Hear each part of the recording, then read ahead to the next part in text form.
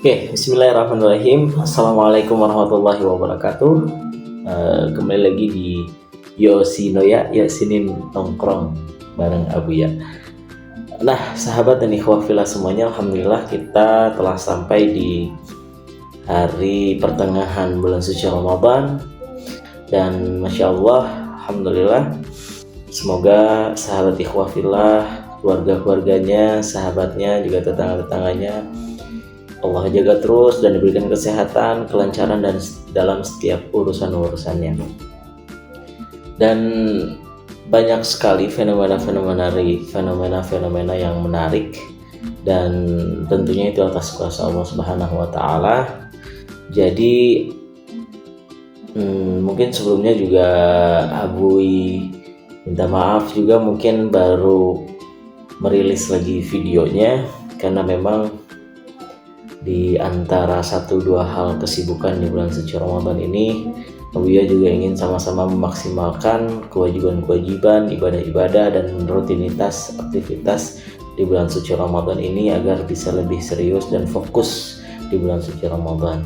Jadi baru sempat untuk bikin video lagi, tapi semoga apapun itu menjadi niat baik dan menjadi amal ibadah di sisi Allah Subhanahu wa taala. Amin ya rabbal alamin. Nah, mungkin kalau teman-teman ingin sedikit scroll gitu ya di video-video Bisalam sebelumnya, itu banyak sekali penjelasan-penjelasan yang dimana itu khusus membahas tentang puasa, ataupun dalam kitabnya itu disebut dengan Kitabus Shiyam. Itu karyanya Syekh bin Abdissalam. Itu nanti kalian silahkan scroll, itu banyak sekali penjelasannya dari apakah itu puasa, terus juga beberapa hadis yang diriwayatkan dan membahas tentang puasa, itu banyak sekali.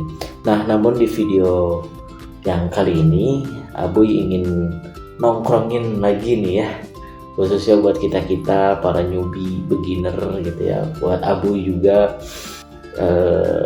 siapapun mungkin ya, sahabat ikhwah fillah yang ingin lebih dekat dan lebih mendalam lagi ngajinya tentang puasa. Nah, ini mungkin sedikit bisa kasih referensi. Nah, kalau kita ingin ngebahas tentang puasa, mungkin udah terkenal di mana-mana, masyhur tentang ayat Al-Qur'an ini, yaitu di surat Al-Baqarah ayat 183-nya tentang puasa. Ya ayyuhalladzina amanu kutiba alaikumusiyam kama kutiba alal ladzina min qablikum la'allakum tattaqun. Nah, poin yang menarik dari ayat ini, ini sangat komprehensif sekali ya. Ayatnya singkat, padat, tapi sangatlah tepat buat kita. Kenapa Abu bisa bilang begitu? Karena memang betul ada banyak nilai-nilai yang tersirat di dalamnya, dimana pada saat itu Allah memanggil kita dengan kata-kata romantis, memanggil kita sebagai hambanya, karena udah diakui hambanya sama Allah aja itu udah luar biasa banget gitu kan. Nah, Abu sendiri ingin sedikit meng-highlight kata-kata la'allakum tattaqun, yang artinya itu agar kalian semua menjadi insan yang bertakwa. Nah, mungkin di antara sahabat dan ikhwah fillah semuanya, apa sih takwa gitu kan, apa sih itu gitu kan. Kalau Abu bisa bilang takwa itu lebih dari segalanya, lebih dari apalagi hal-hal yang sifatnya duniawi gitu ya, kemakmuran, kesejahteraan. Karena ketika kita sudah mencapai tahap tattaqun itu, artinya kita sudah menggapai ridhonya Allah ya. Ibarat kalau kita udah dapat ridho nih ya, dapat restu dari siapapun, dari atasan kita, dari orang tua kita, dari siapapun itu, seolah-olah semuanya itu jadi gampang dan kita tuh dibuat senang sendiri gitu ya ketika kita sudah diridhoi. Maka salah satu syarat kita untuk menggapai ridho Allah itu kita melaksanakan takwa ataupun menggapai derajat takwa. Nah, derajat takwa itu seperti apa gitu kan. Nah, kalau di dalam salah satu ayat Al-Quran itu disebutkan inna akramakum indallahi atqakum, sesungguhnya di antara kalian yang paling mulia, yang paling tinggi derajatnya itu adalah di antara kalian yang bertakwa kepada Allah Subhanahu wa taala. Nah, tapi sebelum kita lanjut ke takwanya, Abu ingin sedikit menyangkut pautkan dengan kalimat sebelumnya tadi yang di ayat ya ayyuhalladzina amanu kutiba alaikumusiyam. Nah, kenapa dengan siam ini kita bisa menggapai derajat takwa? Padahal ada salah satu perkataan dari salah satu khalifah, itu Umar bin Abdul Aziz, mengatakan laisat taqwa bisiyamin nahar wa salatul lail walakin taqwa bitarkil ma'asi. Kata Umar bin Abdul Aziz itu ternyata takwa itu bukan dari puasanya, puasa di siang hari, dan bukan juga dari sholat malamnya. Nah, kan penasaran kan, loh kok bisa gitu kan? Karena ternyata di dalam puasa itu ada sesuatu yang tersembunyi yang tidak bisa dilihat oleh kasat mata, fisik indera kita itu tidak bisa, tapi bisa kita rasakan vibes-nya, auranya atau energinya itu dengan melakukan puasa yang diperintahkan kepada kita, yaitu asyam. Nah, kalau di dalam salah satu ayat Al-Quran itu disebutkan inna akramakum indallahi atqakum. Sesungguhnya di antara kalian yang paling mulia, yang paling tinggi derajatnya itu adalah di antara kalian yang bertakwa kepada Allah Subhanahu wa taala. Nah, tapi sebelum kita lanjut ke takwanya, Abu ingin sedikit menyangkut pautkan dengan kalimat sebelumnya tadi yang di ayat ya ayyuhalladzina amanu kutiba alaikumusiyam. Nah, kenapa dengan siam ini kita bisa menggapai derajat takwa?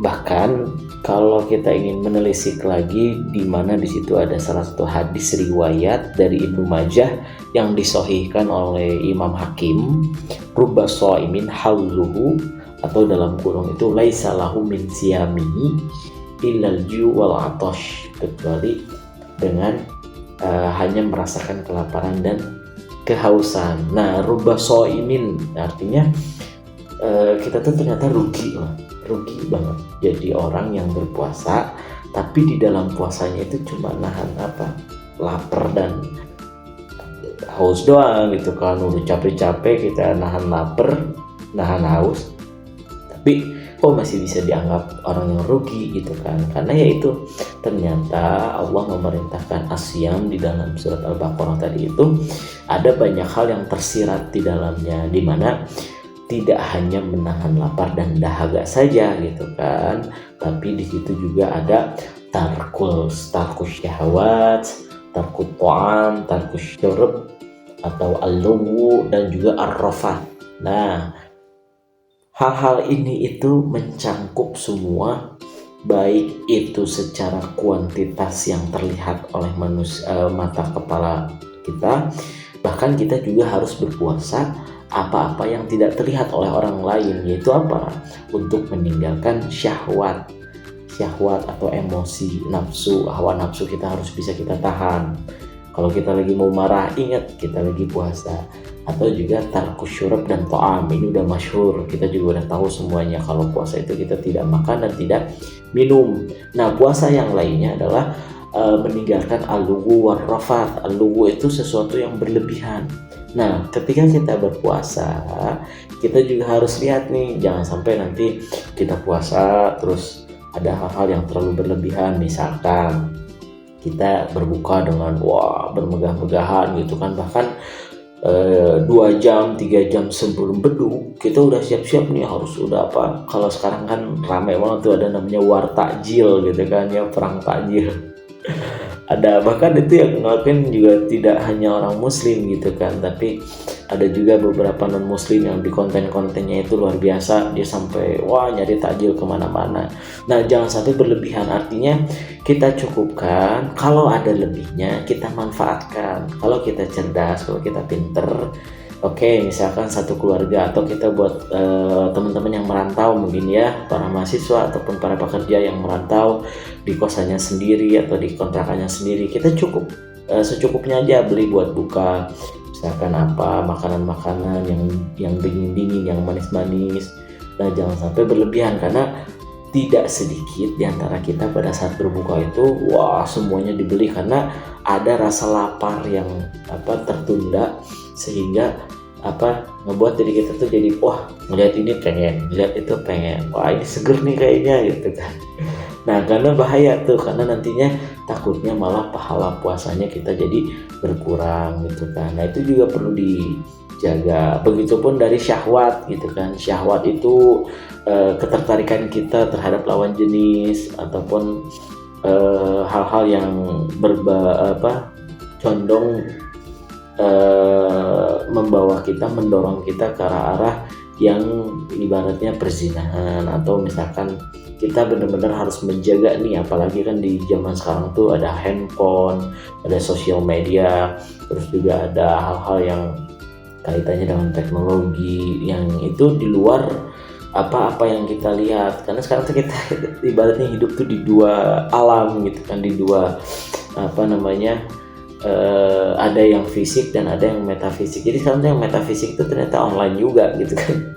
Hidup di dunia online dan di dunia offline. Jadi komentar ataupun kita lihat scrolling di Twitter, di Instagram, di YouTube, semuanya itu betul-betul jangan sampai apa yang kita lihat, apa yang kita lakukan itu mengundang syahwat kita, sehingga pahala-pahala puasa kita ini berkurang atau bahkan menjadi rusak, dan naudzubillah gitu kan, sampai hilang pahala puasanya karena semuanya jadi minus, sehingga yang tadinya pahalanya 100% karena kita scrolling yang aneh-aneh gitu kan, ataupun sampai mengundang syahwat kita, akhirnya minusnya jadi 50, minusnya jadi 100%, bahkan naudzubillah pahala kita malah jadi berhutang gitu kan, ibaratnya jadi dosa gitu kan, yang tadinya harusnya dapat pahala emang jadi dosa. Nah itu juga perlu dijaga. Itu sesuatu yang berlebihan juga kita harus jaga. Berlebihan itu dalam arti misalkan kita kalau di bulan suci Ramadan nih ya, biasanya tuh suka ada pengajian gitu kan di masjid-masjid pagi-pagi. Nah cukuplah kita pengajian itu dengan mengenakan pakaian-pakaian yang sederhana, yang menampilkan bahwa kita itu sedang taqarrub ilallah, dan jangan sampai berlebihan dengan tujuan-tujuan misalkan pengen dilihat dengan pakaian yang serba glamor dan lain-lain. Itu juga membahayakan. Atau ar-rafath. Nah ar-rafath ini kita menjaga lisan kita, menjaga ucapan kita. Nah kalau di zaman sekarang itu juga kita harus bisa menjaga jari kita, yang pasti jari itu terbesit pasti dalam pikiran terlebih dahulu, sehingga menggerakkan tangan kita untuk memberikan komentar ataupun pasang status di WA, di Instagram dan lain-lain. Itu juga perlu dijaga teman-teman semuanya, sahabat ikhwah fillah. Nah semoga kita semua di bulan suci Ramadan ini, mumpung masih ada sisa 17 hari gitu ya, sekitar 17 hari lebih atau kurang lah ya, yuk kita maksimalkan untuk tidak hanya menjaga dari makanan ataupun minuman, tapi kita juga mulai tuh memfilter hal-hal yang sekiranya nanti bakal merusak pahala di bulan suci Ramadan pada saat kita berpuasa ini.